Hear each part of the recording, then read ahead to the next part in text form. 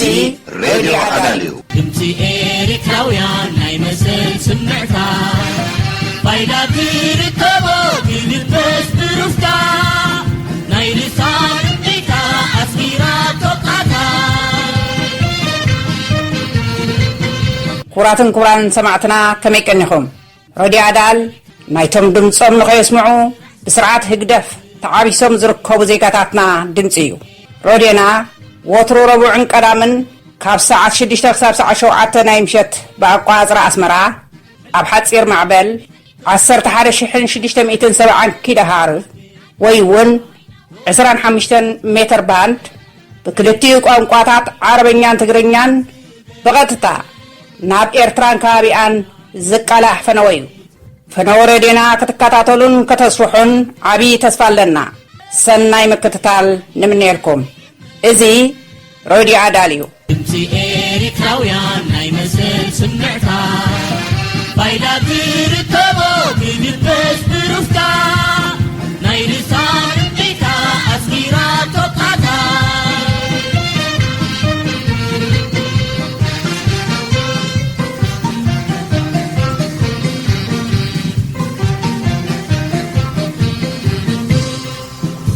ክቡራትን ክቡራንን ሰማዕትና ካብ ሬድዮ ዓዳል ምዉቕ ሰላምታና ይብጻሕኩም እናበልና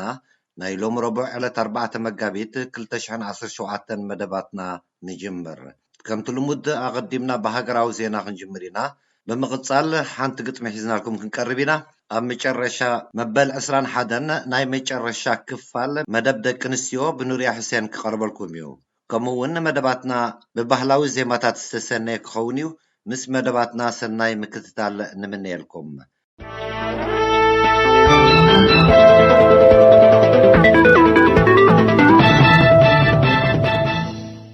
ክቡራትን ክቡራንን ሰማዕትና ካብ ሬድዮ ዓዳል ምዉቕ ሰላምታና ይብጻሕኩም ቀፂልና ንሎሚ ቀዳም ዕለት 4 መጋቢት 2017 ዘዳለናዮ ዜና ነቕርበልኩም ኣቐዲምና ብኣርእሲ ዜና ንጅምር ሓይሊ ባሕሪ ሃገረ ጣልያን 970 ዝኾኑ ስደተኛታት ኣብ ማእከላይ ባሕሪ ካብ ሞት ከም ዘድሓነ ዝተፈላለዩ ማዕከናት ዜና ኣቃሊሖም 76 ዝኾኑ ስደተኛታት ብዘጋጥሞም ናይ መኪና ሓደጋ ከም ዝተቐስፉ ማዕከናት ዜና ሱዳን ኣቃሊሖም ሰራዊት ኢትዮጵያ ብዝሓለፈ ሰሉስ ንኣባይ ወንዝ ንምዕናው ዝሃቀነ ህጁም ከም ዘፍሸለ ማዕከን ዜና ኣናዶል ገሊጹ ክቡራት ሰማዕትና ካብ ኣርእሲ ዜና ናብ ዝርዝራቱ ነሰጋግረኩም ዓዲ ጣልያን ሓይሊ ባሕሪ ሃገረ ጣልያን 970 ዝኾኑ ስደተኛታት ኣብ ማእከላይ ባሕሪ ካብ ሞት ከም ዘድሓነ ዝተፈላለዩ ማዕከናት ዜና ኣቃሊሖም መብዛሕትኦም ብወታደራዊ መርከብ ከድሕንዎም ከለዉ ዝሰረፉ ከዓ ብተበግስኡ ኣብ መስርሕ ምድሓን ስደተኛታት ናይ ዝነጥፍ ሜዲትሬና ዝተባህለ ግብረሰናይ ማሕበር ዘዋፍርን 2 ንኣሽቱ መራኽብ ከም ዝደሓኑ እቲ ዜና ሓቢሩ መብዛሕትኦም ስደተኛታት ካብ ሰሜን ኣፍሪቃን ማእከላይ ምስራቅን ምዃኖም እውን ተፈሊጡ ከምኡውን ብሓይሊ ባሕሪ ግሪኽን ብምትሕጋዝ ምስ ሓይሊ ባሕሪ ማልጣን ማዕበል ናብ ገማግም ግሪኽ ዝደፈኦም 500 ዝኾኑ ስደተኛታት ከም ዘድሓነ ማዕከናት ዜና ሓቢሮም ኣህጉራዊ ውድብ ስደተኛታት IOM ኣብ ዝሓለፈ ወርሒ ለካቲት 14,000 ዝኾኑ ብመንገዲ ማእከላይ ባሕሪ ናብ ኤውሮጳ ከም ዝበፅሑን 10,400 ካብኣቶም ኣብ ዓዲ ጣልያን ዕቑባ ክሓቱ ከለዉ እቶም ዝሰረፉ ናብ ዝተፈላለያ ሃገራት ኤውሮጳ ከም ዝሰገሩ ዝሕብር ፀብጻብ ዘርጊሑ 360 ዝኾኑ ስደተኛታት ከዓ ናብ ዓዲ ጣልያንን ናብ ካልኦት ኣብ ገማግም ማእከላይ ባሕሪ ኤውሮጳ ዝርከባ ሃገራት ኣብ ዝጓዓዝሉ ዝነበሩ ህይወቶም ከም ዝሰኣኑ እቲ ፀብጻብ ብተወሳኺ ኣረጋጊጹ ገዳርፍ 76 ዝኾኑ ስደተኛታት ብዘጋጥሞም ናይ መኪና ሓደጋ ከም ዝተቐስፉ ማዕከናት ዜና ሱዳን ኣቃሊሖም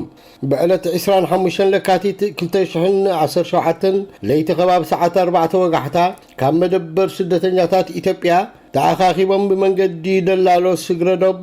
ናብ ሱዳን ይሰግሩ ኣብ ዝነበሩሉ 78 ኤርትራውያን ጽዒና ትጓዓዝ ዝነበረት ናይ ጽዕነት መኪና ብዘጋጠማ ከቢድ ሓደጋ እቶም 51 ብኡንብኡ ህይወቶም ክስኑ ከለዉ እቶም 27 ከዓ ብከቢድን ብፎኪስን ቆሲሎም ናብ ከተማ ገዳርፍ ሱዳን ንሕክምና ከብፅሕዎም እኳ እንተፈተኑ እታ ካልኣይቲ እውን ብዘጋጠማ ከቢድ ሓደጋ ዝተረፉ 25 ሰባት ሞይቶም ካብቶም ኩሎም ተሳፈርቲ 2 ሰባት ጥራይ ብህይወቶም ተሪፎም ምህላዎ ተፈሊጡ ኣብ ህይወተይ ከምዚ ዓይነት ከቢድ ሓደጋ ርአን ሰሚዐን ኣይፈልጥን ክብል ኣዳውድ ስዒድ መሐመድ ኣልሃሚ ዝተባህለ ኣባል ምሕዳር ፀጥታ ገዳርፍ ከም ዝገለጸ እቲ ዜና ሓቢሩ ኣብዚ ሓደጋ ኢደ ዘለዎም 7 ኤርትራውያን ኣስከርቲ ሰባት ምስ ዮናታን ወልዳ ኣብ ዝተባህለ ቀንዲ መራሒኦም ኣብ ትሕቲ ቁፅፅር ፀጥታ ሱዳን ተኣሲሮም ምህላዎም ሓላፊ ምሕዳር ፀጥታ ገዳርፍ ኣረጋጊጹ ኢትዮጵያ ሰራዊት ኢትዮጵያ ኣብ ዝሓለፈ ሰሉስ 28 ለካቲት በኣባይ ወንዝ ዝፍለጥ ኣብ ሰማያዊ ኒል ዝህነት ዘሎ ዓብይ ዲጋ ንምዕናው ዝሃቀነ ህጁም ከም ዘፍሸለ ማዕከን ዜና ኣናዶል ኣቃሊሑ እዚ ካብ ደቡብ ኢትዮጵያ ምስ ሱዳን 20-40 ኪሎ ሜትር ርሕቀት ዘለዎ ዓብይ ፕሮጀክት ኣብ መንጎ ወተሃደራዊ ሓይሊ ተቃውሞ ኢትዮጵያን ኣብ መንጎ ነቲ ዲጋ ንክሕሉ ኣብቲ ቦታ ዓሪዱ ዝነበረ ሰራዊት ኢትዮጵያን ሓያል ናይ ተኽሲ ምልውዋጥ ከም ዝተኻየደ ብምሕባር ሰራዊት ኢትዮጵያ ብዙሓት ካብቶም ሃጀምቲ ከም ዝቀተለን 8 ዝኾኑ ከዓ ከም ዝማረኸን እቲ ዜና ገሊጹ ከምኡውን ብዙሓት ጽዋር ከም ዝሓዘ ተፈሊጡ ጸብጻባት ከም ዝሓበርዎ እዚ ህጁም ዘካየደ ሓይሊ ኣካል ግንቦት ሰባት ናይ ዝበሃል ተቃውሞ ውድብ ምዃኑ ብምግላጽ መንግስቲ ኢትዮጵያ ስርዓት ህግደፍ እዩ ዝድግፎምን ዘዋፍሮምን ክብል ከም ዝኸሰሰ ዝተፈልጠ እዩ ስርዓት ኣስመራ ነዚ ክሲ ከም ዝነፀጎን ኣሉታ ከም ዝሃበሉን እውን ተፈሊጡ አንጻር አባይ ወንዝ ዘቅነዐ ከምዚ ዓይነት ዓብይ ስርሒት ንመጀመርታ ግዜ ይካየድ ምህላው ዝተፈልጠ ኮይኑ መንግስቲ ኢትዮጵያ ፀጥታ ናይቲ ቦታ ቀጻልነትን ናይቲ ፕሮጀክት ንምሓስን ብመሬትን ብኣየርን ከቢድ ምድላዋት ይገብር ከም ዝጸንሐ ዝተፈልጠ እዩ ኣብ ከባቢ ናይቲ ዲጋ ምቕራብ ይኹን ምስኣል ፈጺሙ ክልኩል እዩ ብተመሳሳሊ بربع ዕለት ሓደ መጋቢት 2017 ኣብ መንጎ ሰራዊት ኤርትራን ኢትዮጵያን ኣብ ግንባር ዛላምበሳ ኣብ መነኽሰይቶ ንሽዱሽተ ሰዓታት ዝኣክል ዝቐጸለ ዓቢ ወተሃደራዊ ረዝሚ ከም ዝተኻየደ ዘይተረጋገጸ ወረ ከም ዝተዘርግሐ ሬድዮ ኣዳል ክፈልጥ ክኢሉ ነዚ ብዝምልከት ካብ ክልቲኦም ሃገራት ዝወፅእ ዕላዊ መግለጺ ይኹን ወይ እውን ካብ ካልኦት ዘይሻራውያን ሸነኻት ነዚ ወረ ዝነጽግ ወይ ዘረጋግጽ ዛጊት ዝሰረኽበ ሓበሬታ የልቦን كبراتن كبران سمعتنا نلومي زدانلكم زينا أبزي دمدم مسكتال مدباتنا سناي مكتتال نمنيلكم زي راديو عداليو جيزي قلم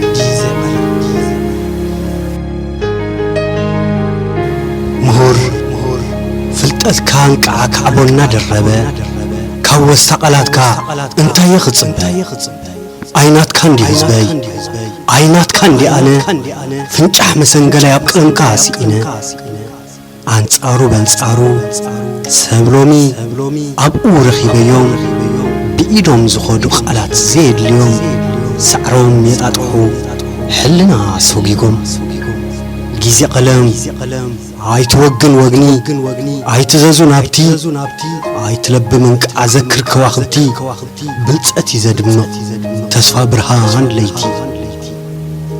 جيزي قلم كديح كازي ودا انكنوت مستير بزيز عالمنا علامات كتفتر اي مسلمين زموته اي حررن تسور تقوم سلازلا ترقف تفتر اي فال جيزي قلم سبكاندو علالي مسز بخحمم زتتصقور ريسا مدشان عبدبه كبارون نبرو كوازي رخبه جيزي قلم صور بقبرو أبصلتي تدنغ هلاوي أفلت كله من براز دنغ عبز عالم لومي كلب بكيو منا بخيو عبيت ناقن نسب بسب كريشن كويس رأيو عالبو قطري أسر بيت ممحارة سميون يأي كم بيت نباب سب سهرة كن كلابت عقبة بفتاري توريست تبايلو توريست تزواري اي ندام حنكبتي انتي كزيبلو اكين دي قالوم يمسلو جيزي قلم اي توقن وقني اي تزازو نابتي انتي عباس دهاب نواي محطتي رشانون لكاندو لعل هنسا وقف لب هزبي اتو عمق نابت عميق اتو نابت رحيب اتوم تشعات أحواتي يحاتكا كساب حساس هو كبخري جميركا أبي من تزطعمم ورن تزهلو نوبوي كبريو نتعدي يزفتو جن يلون بقى سئل بيتنا لوامي زغل كسانة سئينو تصبح زغفة زي متعطنو جزي غلام حوسن رئيدكا تأمتا غزانا تأمتانا أغنت مربع أهدمونا لب حق إنا تودئ دبنا حميمون قهو بايت عمون مجعادة أليمو هاتا بعل مقرو جزي غلام قدف بانو مس بصور بحمام زبن ساعات كله بزي والحانتي كلو قلند تحتي نلعل زتاتي كميد السخا كاب لعلي متحتي كتب للنس كميد سنات كاتمرتي سب كلام تقول بذكر بصور بحمام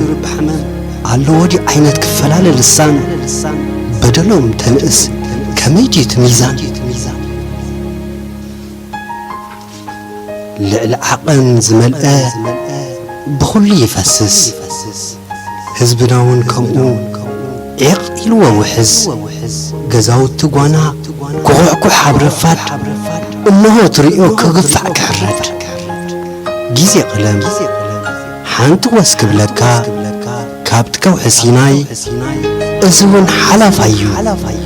بكا كم كل حلافاي وقحيو ليتي نرأسو برأسو دم سبز ودو عبي كيد قسو وقحيو ليتي نرأسو برأسو دم سبز ودو عبي كيد قسو تيمبو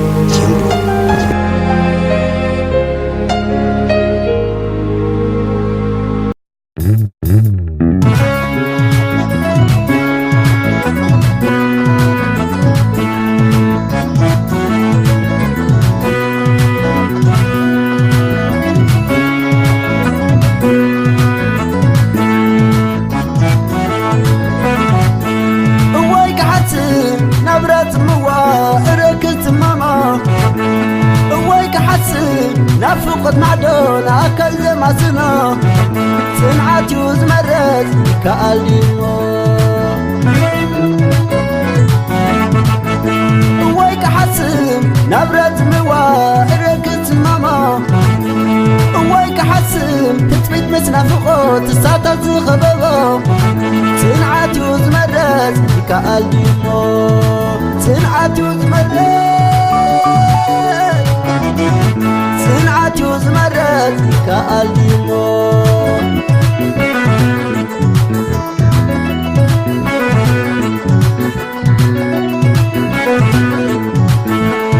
نستي يا أخي وتغريات دلي عايز تبرني يا بجنزك ورقي يا لزخون مرتنا فيق تحلي نسبة تحكوا فليتا يلومي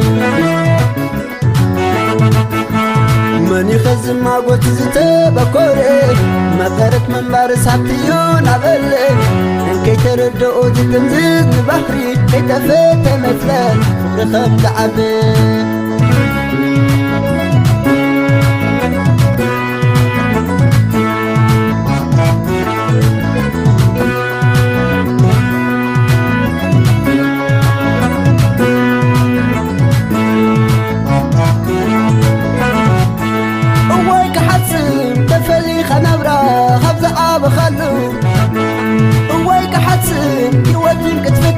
زتنا نعزلو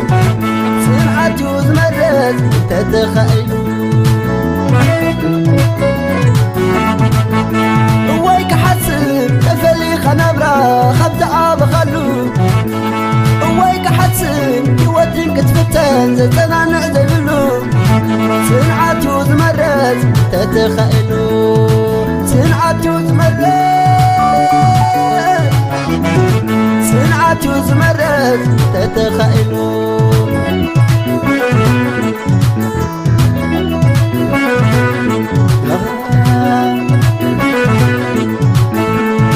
ستياخي وتغريات دلي هاي تتبرن يا بقلب ورقي لعل الزقان ما تنافق تحلي نسبة تحكوات فليتاي لومي ماني خزن ما قلت زيتي بكوري ما قرت من بارس عبتيون عبلي إن كي تردو تتمزين بحري كي تفتن فلان ورخم دعبي كي تفتن فلان ورخم دعبي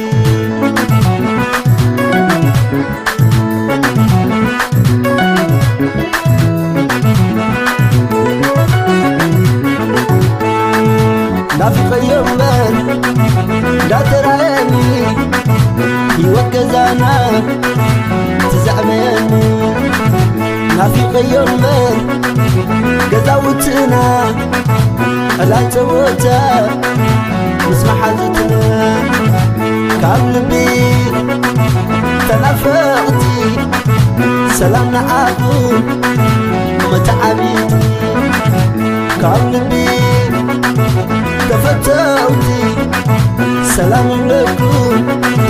متعبيتي سلام نعاكم متعبيتي سلام لكم متعبيتي لا لا لا لا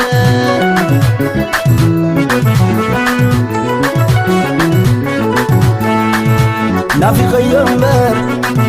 لا ترعيني يوكزانا تزعميني نافق يومر قزاوتنا سحاق وتا اسمع حزتنا كقلبي تنافقتي سلام أبو متعبيتي كقلبي تفتوتي سلام لكم متعبيتي سلام نعاكم متعبيتي سلام لكم متعبيتي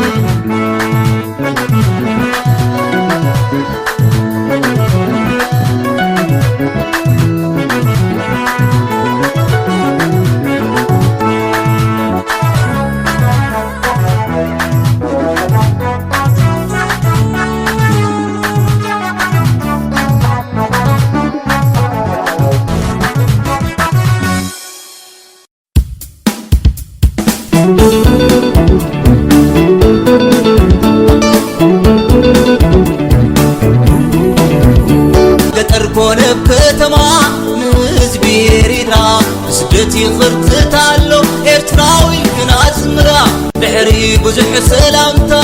البوم كيشبر داعي هاجر قلتا أبوقعي زرزر أبوقعي زرزر مدب دك نستيو كبرات سمعتنا زمدب زي براديو عدال زقرب بزعبا فرق خفال حبرة سبنا زخنا زكنستيو بتختاتالي أبسومون كلتا جزيه زقرب مدبيو بمجمريا بحفتنا نوريا حسين بزعبا قدد كنستيو أب محبراوي هيوت قداي حسي عسور مرعا حزن حقوس تنسي حرسي أب هزباون هايماناتاون بعالات أب صدرا ناباينت كونتات دكنستيو قدمي برتاو قالسي أب جزية قالسي دحرنا تنت أوشت هاجرن أب سدتن قدر كنستيو أم سعيد إرترا زعلمن كتقربلنا يا بتوسخون زخوانة فلوي قداي دكنستيو مزهلو أب زمدبزي كنقرب لكم مخانا نحبر مسزي مدبزي سناي مكتتال نمنيلكم زي راديو عداليو عدلنت بهيراتنا فاقلن بحافشة بتسفاق طبي كتاب مجرشتا يمكن الراقبنا أسمرايو أدرشا أسمرايو أدرشا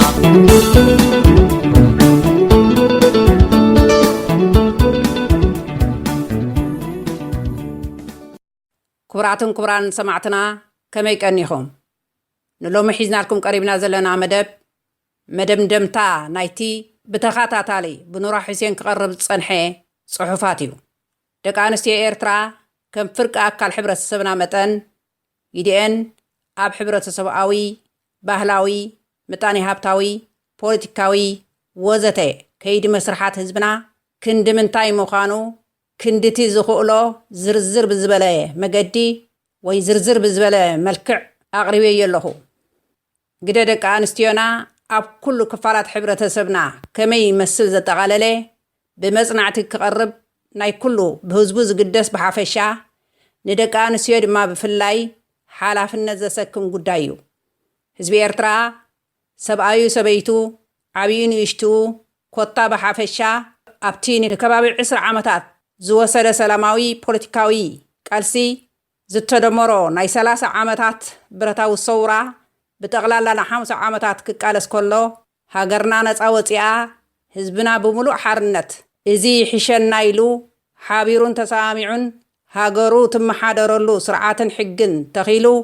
ከም መሓደርዩ ተቃሊሱ እቲ ነዚ ጉልባብ ተጠቒሙ ዕላማ ለኣኽቱ ክፍጽም ዝዓጠቐ ኢሳያስ ከቢድ ዋጋ ዝተኸፍሎ ሕልምታት ህዝብና ዳርጋ ኣቕሂምዎ እንተተባህለ ካብ ቦትኡ ምሕዱግ ዘሎ ኮይኑ ኣይስምዓነን። ኢሳያስ መን እዩ? ሓደ መንነቱ ተሓቲቱ ክገልጽ ዘይደሊ ዘይትፈልጦን ዕላምኡ ኸ ብኸመይ ትፈልጦ? ክንዲዚ ዝኸውን ከቢድ ንብረት ማለት ዕላማ ህዝብን ሓደራ ስዋኣትን ንኸምዚ በዓል ድጉል ኣበር ክንዲዚ ዝኸውን እምነት ተንብረሉ ዲኻ? እቲ ቀንዲ ነጥቢ እምበኣር ኣብዚ እዩ። ሰብ ሓንሳ ይጋገ ክልተሳዕ ይጋገ ከም ህዝቢ መዋእሉ ክጋገ ግን ጌጋ ዘይኮነስ ርእሰ ገበን ምፍጻም እዩ። እዚ ኸኣ እንኳን ደ ሰብ እንስሳታት እውን ካብ ተመክሮ ተማሂሮም ጸላእቶምን ዘይተጻባእቶምን ኣለልዮም ከመይ ነፍሶም ይከላኸሉን ይነብሩን ይፈልጡ እዮም። ንሕና ኤርትራውያን ከም ህዝቢ ኣብ ርእሴና 3 ዓበይቲ ጌጋታት ፈጺምና ኢና፣ ገና እውን ንቕጽል ኣለና። ኣብዚ ንእግረ መገደይ ገለ ንምጥቃስ እምበኣር እንሆ። ቀዳማይ እቲ ኣብ ግዜ 50ታት ኣብ መንጎ ኤርትራን ኤርትራውያንን አንድነት ምስ ኢትዮጵያን ዝነበረ ቃልሲ ኣዲኣ ገዲፋ ሓትናኣ ትናፍቕ ከም ዝበሃል ኮይኑ ወየነ ኣሕዋቱ ክሒዱ ምስጓኖት ዝተጸግዐ ሸነኽና ንኽድዓቱ ክዕውት ብመጽናዕቲ ብጸላእቲ ዝተዋህቦ ሓባል እስትራቴጂ ሃይማኖት ዓሌት ኣውራጃ ነበረ። ካልኣይ እቲ ኣብ ግዜ ብረታዊ ሰውራ ካባ ሰውራ ተኸዲኑ ውጥናት ጸላእቲ ከተግብር በረኻ ዝሰፈረ ኢሳያስ ሓይሊ ሃገራዊ ዲሞክራሲያዊ ሰውራ ኣድኪሙ ህዝቢ ሙሉእ ብምሉእ ክቋፅር ዝተጠመሉ ናይ ጎስጓስ ሜላ ሃይማኖት ዓሌት ኣውራጃ ነበረ። ሳልሳይ ነፃነት ተረጋጊጹ ኢሳያስ ስልጣኑ ኣጣጢሑ ክረግጽ ዝተጠመሉ መሳርሒ ሃይማኖት ዓሌት ኣውራጃ ነበረ። እዚ ኣብዚ እዋን ንሪኦ ዘለና ብካብ ህግደፍ ጀሚርካ ኣብ ምጉዝዛይና ረብሓ ዘሎም ዘዋፍርዎ ዘለው ጽዑቕ ጎስጓስ እውን ሃይማኖታዊ ዓሌታዊ ኣውራጃዊ እዩ። እዚ ብኣግኡ እንተዘይተገዲቡ ንህዝቢ ኤርትራ ንራብዓይ ግዜ ዝድገም ዘሎ ናይ መወዳእታ ጥፍኣቱ ከይኮነ ኣይተርፍን እዩ። ህዝብና ነዚ ን50 ዓመታት ዝወሰደ መሪር ቃልስን ዝተኸፍሎ ከቢድ ዋጋን ተመሊስካ ብምምርማር ስለምንታይ ነዊሕ ግዜ ክወስድ ክኢሉ ስለምንታይ ከ ልዕሊ ዝግብኦ ህይወትን ንብረትን ክበልዕ ክኢሉ ንዝብል ሕቶ እቲ ሽግር ህዝቢ ኤርትራ ካብ ነፍሱ ምዃኑ ከኣምን ይግባእ። ካብዚ ብምብጋስ ድማ ንድኽመቱ ባዕሉ ክዋጋ ኣለዎ። ሓፂር መላሲ መለክዕ ናይዚ እቲ ሰራም ቀታሊ መርዚ ካበይ መፅዩ ከመይ መፅዩ ናይ ዕላማ ዝብል ነጥቢ ምልላይን ካብቲ ሰማም መርዚ ምግልጋልን ጥራዩ። ደቂ ኣንስትዮ ከም ዓብይ ክፋል ሕብረተሰብና መጠን ኣብቲ ኣሉታዊ ይኹን ኣውንታዊ ተመክሮ 50ታትን ድሕሪኡን ክህልዋ ናይ ግድን ነይሩ። ብርግጽ በቲ ናይ ዓመፅን ምግዛእትን ህበቡላ ገለን ክጭልገማ ገለን ክርዕማ ከለዋ ሳዕቤኑ ግን ግዜና ይሕፀር ብዘየገድስ ምስ ቆልዕተን ንኹለን ዘረኻኸበለን ዘይምሕር ልብላብ ባርዕ ኮይኑ እዩ ሕጂ እውን እንተኾነ ደቂ ኣንስትዮ ኤርትራ እዚ ብህግደፍን መጋበርያታቱን ማለት መሻርክቱን ህዝብና ብኩሉ ሸነኻቱ ኣማሲኑ ሞራሉ ኣማህሚኑ እቲ ሰንከልከል ዝብል ዘሎ ተቃውሞ ድማ ሓድነቱ ጎዛዝዩ ሃገርና ሙሉእ ብሙሉእ ክነቕላ ዘዋፍሮ ዘሎ ጎስጓስ ተመልሹ ከምቲ ዝቐደመ ህይወት ደቅኽን ክበልዕ ምዃኑ ኣይትስሓታ ስለዚ ኸዓ ኩልኽን ኣብ ፍትሒ ደው በላ ኢሳያስ ንዳርጋ 50 ዓመታት ዝተቓለሰ ኤርትራን ህዝባን ሓራ ንምውፃእ ዘይኮነስ ተቓላሳዩ ብዝብል ስም ናብ ዝበፂሓቶ ዘላ ደረጃ ኣብፂሑ ነታ ባሕርን ምድርን ብዘይ ህዝቢ እትብል ናይ ሃይለ ስላሴ ተልእኽኡ ክዛዝም እዩ ዝጎይ ዘሎ በዛ ኣጋጣሚ ከም መሓላለፎ ዝደሊ ለቦዋ ንኹሎም ብሕልና ዝሓስቡን ሓላፍነት ዝስምዖምን ደቂ ሃገር ጓሎም ወዶም ነቲ ዓሌት ሃይማኖት ኣውራጃ በቲ ይኹን በዚ ብድርኺት ህግደፍ ዝተፈጥረ መጉጃላት ንጎኒ ገዲፎም ሃገር ንምድሓን ይቕንዕዎ ኩሉ ኣንፈቶም ይብል ጉዳይ ደቂ ኣንስትዮ ኣመልኪቱ ብኑራ ሕሴን ዝተዳለወ ብተኸታታሊ ክቐርብ ፀንሐ ጽሑፋት ኣብዚ ድምደም ብትዕግስትን ጽሞናን ዝተኸታተልኩምና እናመስገና ብተመሳሳሊ ክሳብ ንራኸብ ሰላም ቀኒዩ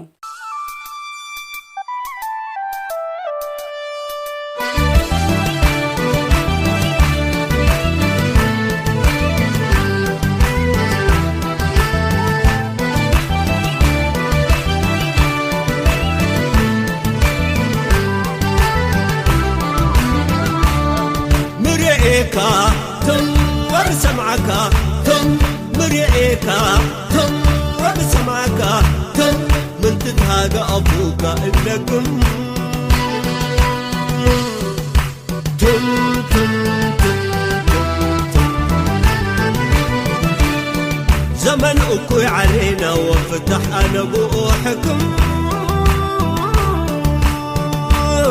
وعبايد اللي هو إيتت أزم وعبايد اللي هو إيتت أزم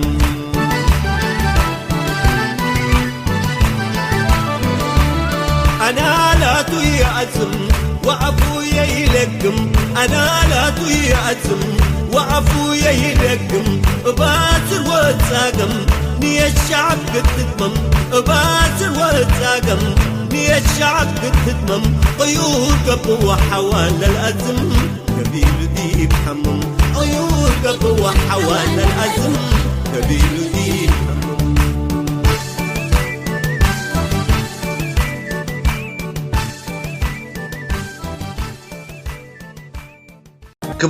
كبران سمعتنا نحد ساعات زاكل بخلتيو أنقاطات عربينيان تغرينيان زدالنا لكم مدبات أبزي دمدم كساب زمت زلو ربع نراخب بسلام كنيو ريتوخمن حساباتكمن بزي سعب إيميل كتلو قلنا عبي هنكوتا اللنا راديو adal@gmail.com إزي نزا راديو أداليو دمسي حرنة ديمقراسن سلام سلام يحوت سلام سلام